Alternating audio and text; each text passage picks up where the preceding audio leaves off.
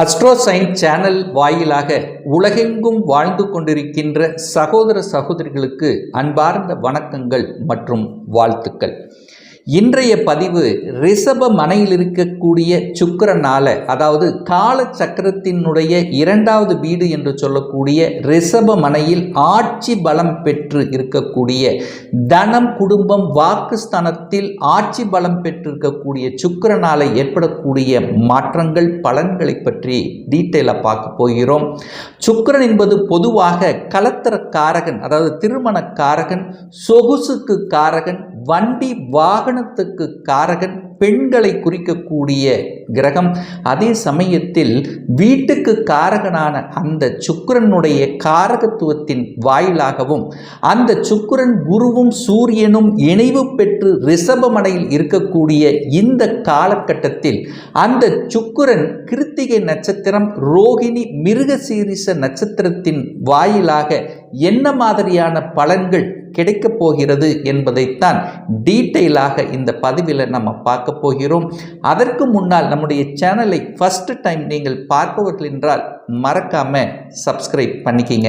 கன்னிராசி அன்பர்களே, ஆட்சி பலம் பெற்ற சுக்கிரனால, அதாவது உங்க ராசிக்கு 9ஆம் இடத்தில் வலிமை பெற்ற சுக்கிரனால என்ன மாதிரியான பலன்கள் அப்படின்னு பார்க்கும் பொழுது, அதாவது கால சக்கரத்துக்கு 2ஆம் இடம், அதாவது தனம் குடும்பம் வாக்குஸ்தானத்தின் அதிபதி அந்த சுக்கிரன் உங்க ராசிக்கு 9ஆம் இடமான பாக்யஸ்தானத்தில் ஆட்சி பலம் பெற்ற சுக்கிரனால உங்களுக்கு நல்ல விதமான பாக்கியங்கள் இந்த காலகட்டம் உங்களுக்கு அமைய பெறுகிறது.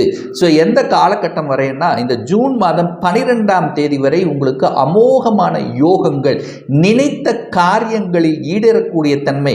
என கடந்த காலத்தில் பார்த்தீங்கன்னா கேது பகவான் உங்கள் ராசியில் அமர்ந்து கொண்டு உங்கள் எண்ணத்தையும் செயல்கள் சிந்தனையிலும் ஏதாவது ஒரு தடை கொடுத்து கொண்டிருந்தது அல்லவா. இப்போ குரு பகவான் பாக்யஸ்தானத்திலிருந்து உங்கள் ராசியை பார்த்து கொண்டு உங்களுக்கு இருந்து வந்த அந்த தடைகளை நிவர்த்தி செய்யக்கூடிய அமைப்பிலும் பாக்யாதிபதியான சுக்கிரன் அந்த குருவோட சேர்ந்து இருக்கின்ற காரணத்தால நிச்சயமாக நீங்கள் குழந்தை பாக்கியம் சார்ந்த விஷயத்தில் தடைபட்டு கொண்டிருந்த இந்த கன்னிராசி என்பவர்களுக்கு குழந்தை பாக்கியம் கிடைக்கக்கூடிய அற்புதமான ஒரு காலகட்டம்.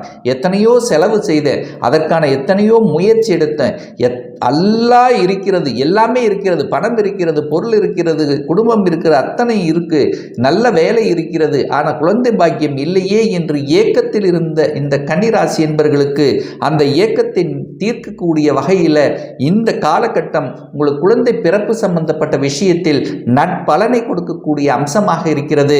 என பாக்யாதிபதி வலுப்பெற்று அங்கே குரு அமர்ந்து கொண்டு 5ஆம் இடம் என்கின்ற குழந்தை ஸ்தானத்தை பார்க்கறதுனால நிச்சயமாக இந்த காலகட்டம் நினைத்தவாறு, நீங்கள் எண்ணியவாறு, உங்கள் ரொம்ப நாள் நினைத்த கனவுகள் ஈடேறக்கூடிய வகையில் இந்த காலகட்டம் உங்களுக்கு நிச்சயமாக அமையப்பெறும்.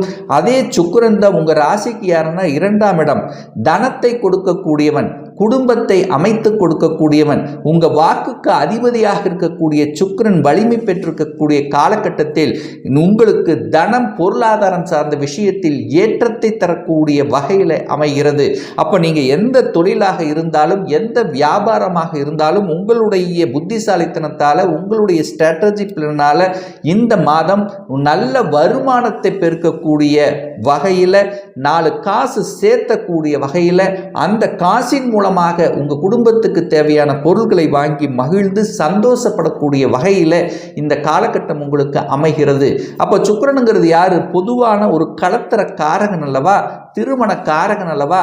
அப்ப திருமண தடை கொண்ட இந்த கன்னிராசி என்பவர்களுக்கு என கடந்த ஒரு வருடமாகவே குரு பகவான் 8ஆம் இடமான அட்டமஸ்தானத்தில் அமர்ந்து கொண்டு குரு பலன் இல்லாமல் சில தடைகளை கொடுத்து கொண்டிருந்தது அல்லவா. இப்போ அந்த குரு பாக்யஸ்தானத்தில் வந்து அமர்ந்து சுக்கிரனோடு சேர்ந்து இருக்கின்ற இந்த காலகட்டத்தில் திருமணம் சார்ந்த சுப காரியங்கள் உங்களுக்கும் உங்கள் குடும்பத்தாருக்கு நடக்கக்கூடிய வகையில் இந்த கிரக பேச்சு, இந்த கிரக காலகட்டம் உங்களுக்கு அமைகிறது. அந்த சுக்கிரன் வலிமை பெற்றிருக்கின்ற காரணத்தால் உங்களுக்கு கணவன் அல்லது மனைவி யார் என்று அடையாளம் காட்டக்கூடிய வகையில் இருக்கிறது. உங்களுக்கு ஸ்டேட்டஸுக்கு தகுந்த மாதிரி, ஏன்னா கடந்த காலத்தில் எத்தனையோ வரன்கள் வந்தது, ஆனால் எதுவும் ஒரு ரெஸ்பான்ஸ் இல்லாமல் இருந்தது.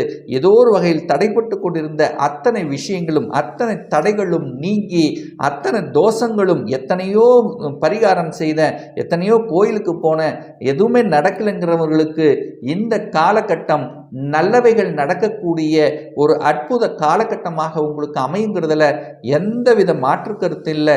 நல்ல நண்பர்கள் கிடைக்கக்கூடிய காலகட்டம், அதாவது நண்பர்கள் மூலமாக அனுகூல மேன்மை தரக்கூடிய அமைப்பும், அதே சமயத்தில் அந்த குருங்கிறது 7க்குரியவன், திருமணஸ்தானத்தின் அதிபதியாக இருக்கக்கூடிய குரு பகவான் பாக்யஸ்தானத்தில் இருக்கிறதுனால ஏற்கனவே திருமணமாகி டிவோர்ஸ் ஆகி திருமண முறிவாகி இன்னொரு திருமணத்துக்காக காத்து கொண்டிருந்தவர்கள் அல்லது இன்னொரு திருமணம் செய்யலையே அப்படின்னு இருந்தவர்கள், ஆனால் திருமணத்துக்கு செய்யணுங்கிற எண்ணமும் நமக்கு ஏற்பட்டு இருக்கக்கூடிய காலகட்டம்.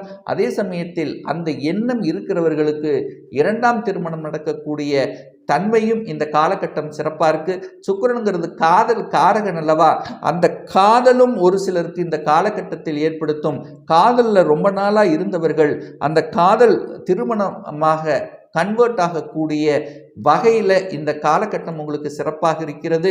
அதே சமயம் பார்த்தீங்கன்னா இந்த சுக்கிரன் யாருடைய நட்சத்திர சாரத்தில் பிரயாணம் பண்ணுறார் அப்படின்னா, அது குறிப்பாக இந்த மே மாதம் 27ஆம் தேதியிலிருந்து ஜூன் மாதம் 6ஆம் தேதி வரை சந்திரனுடைய நட்சத்திர சாரத்தில் பிரயாணம் பண்ணுறார். அந்த சந்திரனுங்கிறது உங்கள் ராசிக்கு யாருன்னா 11க்குரியவன், லாபஸ்தானத்தின் அதிபதியாக இருக்கக்கூடிய தன்மையில் இந்த காலகட்டத்தில் தொட்டது துளங்கக்கூடிய தன்மை, நினைத்த காரியங்கள் ஈடேறக்கூடிய அமைப்பு, தொழிலில் வேலையில் முன்னேற்றம் தரக்கூடிய அமைப்பு. இதுவரைக்கும் ஒரு நல்ல பாக்கியம் கிடைக்கல, ஒரு நல்ல வேலை கிடைக்கல, அப்படி வேலை இருந்தாலும் வேலையில் தடைபட்டு கொண்டிருந்தது, ஏதோ ஒரு வகையில் தொந்தரவு எதிர்ப்புகள் பகைகள் இருந்தது, தனக்குண்டான ஒரு ரெகக்னைசேஷன் கிடைக்கலையே, எனக்கு ஒரு பதவி ப்ரமோஷன் கிடைக்கணும் ஆனால் கிடைக்காமல் தடைப்பட்டு கொண்டே இருந்தது. ஸோ இந்த மாதிரி தொழிலிலும் வேலையிலும் தடை இருந்த இந்த கன்னிராசி என்பவர்கள் நிச்சயமாக அதிலிருந்து விலகக்கூடிய வகையில் இந்த காலகட்டம் உங்களுக்கு சிறப்பாக இருக்கிறது அப்படின்னு சொல்லலாம்.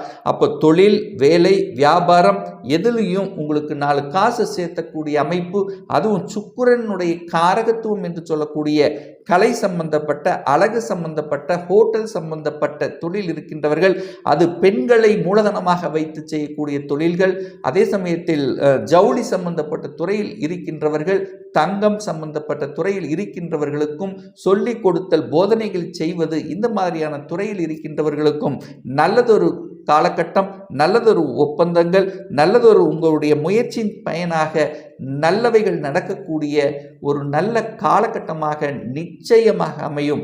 ஒரு சிலருக்கு பார்த்தீங்கன்னா வெளிநாட்டு தொடர்புகளை ஏற்படுத்தும், வெளிநாட்டில் போய் வேலை பார்க்கிறோம் என்கின்ற எண்ணத்தில் இருப்பவர்கள் அந்த எண்ணத்தை ஈடேறக்கூடிய வகையிலும், அதே சமயத்தில் படிப்பு சார்ந்த விஷயத்திலும் அனுகூல மேன்மையை தரக்கூடிய தன்மை இருக்கிறது. அப்போ என்ன படிக்கணும் என்று ஆசைப்படுகிறீர்களோ அந்த ஆசைகளை நிறைவேற்றிக் கொள்ளக்கூடிய வகையிலும் இருக்கிறது. சுக்கிரனுடைய காரகத்துவம் என்று சொல்லக்கூடிய வண்டி வாகனத்துக்கு அதிபதி அல்லவா, அப்போ வாகனம் சார்ந்த விஷயங்கள் அல்லது வாகனம் சம்பந்தப்பட்ட தொழிலை எடுத்து நடத்தி கொண்டிருப்பவர்கள், அதாவது ஓடிக்கொண்டிருக்கின்ற இயக்கிக் கொண்டிருக்கின்ற அத்தனை வகையான தொழிலில் இருக்கின்றவர்களுக்கும் நல்லவைகள் நடக்கக்கூடிய தன்மை. வீடு வண்டி வாகனம், அதே சமயத்தில் இடம் சார்ந்த விஷயங்கள், ஒரு 4 அதாவது ஒரு இடத்தையாவது வாங்கி போடணும் அப்படின்னு ஆசைப்பட்டு கொண்டவர்கள் அந்த இடத்தை வாங்கி போடக்கூடிய தன்மையும் இந்த காலகட்டம் உங்களுக்கு சிறப்பாக இருக்கு. ஸோ ஆக மொத்தம் இந்த காலகட்டத்தில் சுக்கிரன் 9ஆம் இடமான பாக்யஸ்தானத்தில் இருக்கிறதுனால ஏதாவது ஒரு ரூபத்தில் ஒரு நல்ல பாக்கியம் கிடைக்குங்கிறதுல எந்தவித மாற்று கருத்தும் கிடையாது. இப்போ நான் சொன்னது ஒரு கோச்சார ரீதியான ஒரு பொதுவான பலன்கள்.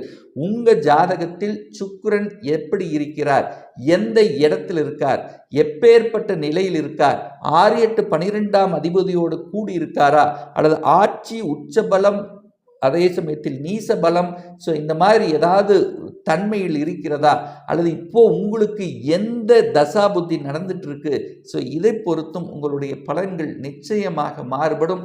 ஒரு துல்லிய பலன் வேணும் அப்படின்னா ஒரு பர்சனல் கன்சல்டேஷன் எடுத்துக்கணும் என்று ஆசைப்படுபவர்கள் டிஸ்பிளே தெரியக்கூடிய நம்பருக்கு வாட்ஸ்அப் மூலியமாகவோ ஃபோன் கால் மூலியமாகவோ தொடர்பு கொண்டு அப்பாயின்மெண்ட் பெற்றுக்கொண்டு கன்சல்டேஷன் எடுத்துக்கலாம். நிச்சயமாக இந்த பதிவு ஏதாவது ஒரு ரூபத்தில் யூஸ்ஃபுல்லாக உங்களுக்கு இருக்குங்கிறதுல எந்தவித மாற்று கருத்தும் கிடையாது.